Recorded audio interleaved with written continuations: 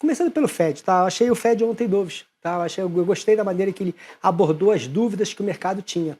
No gráfico de pontos, tá? Ele praticamente admitiu que a gente pode ter um processo de curto prazo de estagflação. Só para gente ter noção, tá? Isso aqui é o PIB americano caindo, tá? Por causa da guerra tarifária. Isso aqui é a taxa de desemprego subindo por causa da guerra tarifária. Isso aqui é inflação, guerra tarifária e inflação core. Ok, isso aqui é a tabela, que o gráfico de pontos. Não era esperado, tá, na minha opinião, mas ele manteve todas as projeções de juros para os próximos anos. O que ele mudou? Olha só, PIB americano para 25, 2,1 para 1,7, 2026, 2 para 1,8, ou seja, menos PIB. Desemprego, 4,3, aumentou para 4,4 e depois, ó, praticamente transitório, manteve igual. Olha isso aqui tá interessante, tá? Inflação cheia, 2,5 para 2,7, 2026 já praticamente igual, ó, 2,21, 2,2 para 2,1 para 2,2 e 27 igual. Olha o core, 2,5, 2,8, depois tudo igual. Sabe o que isso aqui representa, senhores? A principal fala do Banco Central americano ontem, do Fed, tá? Daqui a pouco vai ter um monte de gente em Wall Street ou aqui na Faria Lima com a camiseta "A inflação transitória voltou". A grande dúvida que o mercado tinha era como é que o Fed ia se posicionar em relação aos impactos da guerra tarifária, tanto em crescimento quanto em inflação. Em relação à inflação, ele vestiu a camisa da inflação transitória, aquele mesmo erro grosseiro que eles fizeram lá em 2001 e 2022, aonde só o Roberto Campos Neto falou que de transitório não tinha nada na inflação de demanda. Só o Roberto Campos Neto. Eles repetiram essa estratégia. O que muda? O que é diferente dessa estratégia de vier com o cenário de inflação transitória agora do que o erro do passado? Tá? A diferença, basicamente, que hoje, teoricamente, a economia global americana está desacelerando. Então, ou seja, vai ter uma queda de demanda. Lá no transitório, que foi o maior erro grosseiro dos bancos centrais europeus e americanos, a demanda estava subindo por causa dos estímulos monetários e por causa dos estímulos fiscais. Tá? Então, é um cenário diferente para a tese de inflação transitória. Mas o fato de ele minimizar a inflação, tá? Olha que interessante, olha a dispersão, cara. Olha como tem várias opiniões. Isso aqui é o juro de longo prazo. Olha aqui, ó. Olha, 2 apenas abaixo de manutenção, tá? Manutenção, 2 fala, pô, dá para cortar, e olha quantos fala que é para cima. Olha quantos que falam para cima. Existe uma dispersão razoável dentro do Fed. Onde é que eu estava? Bom, então, em relação ao tema inflação, resposta à guerra tarifária, ele se expôs. Falou, isso aqui é transitório. O choque é um on-off, os preços vão subir, vão para um novo nível, que, cuidado, existe uma coisa, mudança de patamar de preço é diferente de inflação. O que a sociedade ela convive, o que vem na memória dele é a mudança de preço. Pô, eu pagava há 2 anos atrás, eu pagava R$10, agora eu estou pagando 12. Só que ano que vem você vai pagar 12,10. Ou seja, a inflação a partir de 12 está na média, mas a memória faz o cara falar, pô, eu pagava R$10. Tá? Então, inflação para ele, transitória. E qual é o impacto no crescimento econômico? É outra dúvida. Ele foi dovish, ele suavizou a tese. Falou que a economia americana está saudável, ela está desacelerando, ele fez questão de se posicionar para evitar que a tese da pouso forçado, da recessão, ganhasse corpo, tá? Já que vinha ganhando corpo no mercado. E eu acho que o principal drive da recessão, essa possível recessão, é o Dodge, tá? É o Elon Musk lá contraindo o fiscal, cortando o gasto. Bom, então, inflação transitória. Crescimento econômico, que era a preocupação do mercado, falou, senhores, eu estou tranquilo.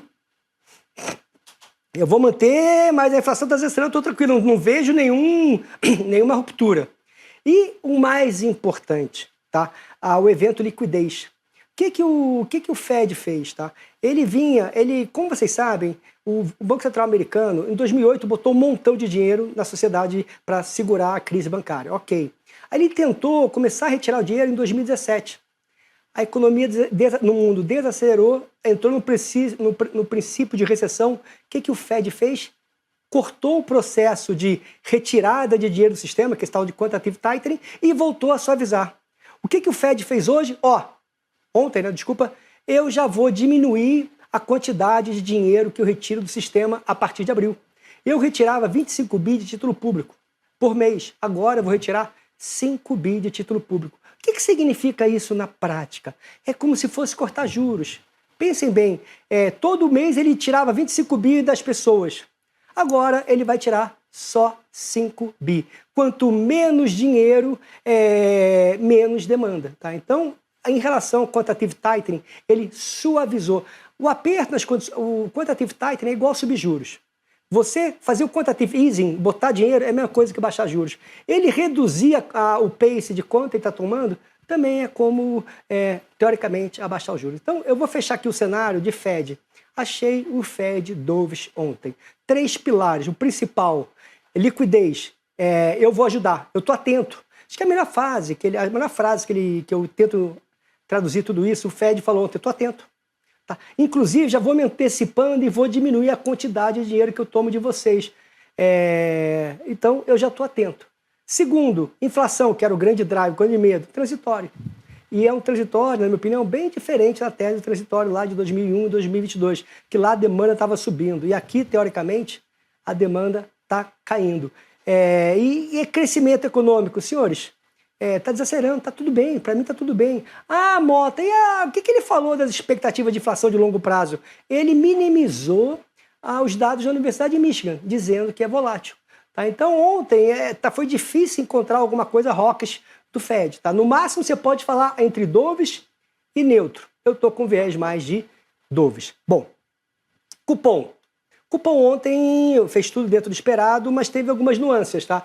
Em termos do lado mais dovish, como é que eu vejo, tá?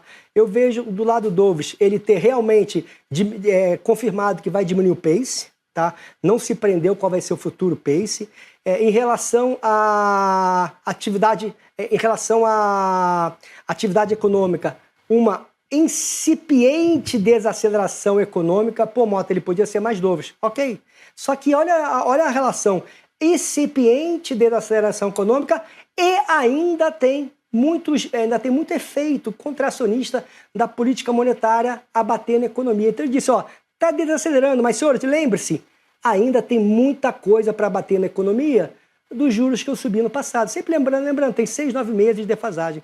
Então, esses são os 2, 3 pilares que tem com viés dovish, tá? Reduzir o pace, desacelerar a economia de forma suave, ainda tem política monetária para bater, então junta esses dois.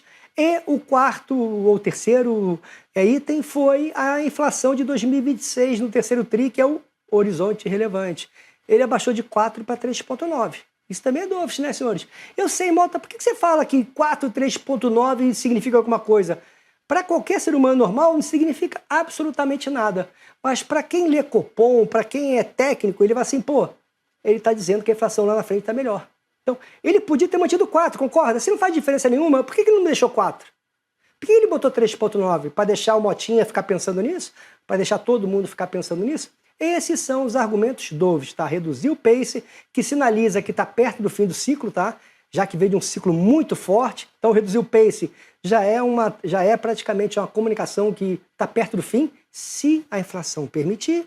Desaceleração econômica, suave, dovish. Casado, calma que ainda tem dor para causar, a política monetária ainda tem mais dor para bater na economia.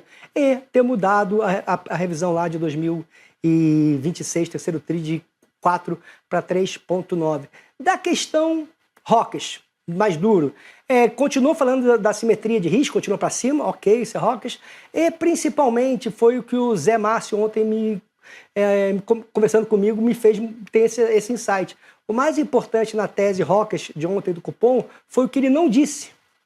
Ele não mencionou nada do câmbio. O câmbio lá em janeiro, na reunião, era o quê? 6,20. Ele podia falar, o câmbio agora caiu de 6,20 para 5,70, isso vai bater na desaceleração econômica. Se ele quisesse ser dovish mesmo, não nem um pouco dovish como ele foi ontem, Ele não foi super dovish, não, ele foi um pouco dovish, na minha opinião. Se ele devia ser super dovish mesmo, ele casava desaceleração econômica, ainda tem efeito de política monetária para bater, e a gente vai ter uma desinflação contratada com a queda do câmbio. Aí ele seria dovish, e com argumento. Ele preferiu guardar esse super trunfo. Não, não vou usar isso, não. Porque se eu usar isso, o mercado vai entender que na próxima reunião é 25 no máximo, e se os dados permitirem, para no 14,25, e eu quero encerrar essa brincadeira logo para começar a cortar o mais cedo possível. Então, resumo do cupom ontem. Tá? Eu achei um pouco dovish, mas se você quiser olhar o lado Rocas, você tem argumento por que ele não colocou câmbio e por que ele continua com balanço de assimétrico apontado para cima. Tá? Então é assim que eu vejo um pouco o cupom.